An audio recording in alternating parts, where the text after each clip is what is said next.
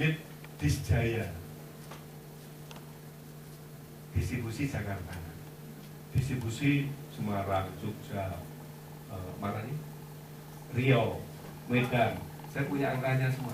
Checkpoint 1, checkpoint 2, checkpoint 3, checkpoint 4. Itu dilombakan, ada skor evaluasi tiap 3 bulan. Jadi setiap 3 bulan saya pergi ke PLN untuk nilai. Ini hasil nilai. Jadi peringkat 1, peringkat 2 berkembang. Nilainya berdasarkan keluhan? Oh tidak, banyak. Proses bisnisnya, kalau ada keluhan diproses apa banyak. Ini gambaran kasarnya. Tapi angka-angka ini kan mewakili konstran. Jadi ada variabel manifest, ada variabel latennya. Sehingga dikontrak jadinya kurang lebih seperti ini. Ini hanya ringkasannya. Tapi mengenai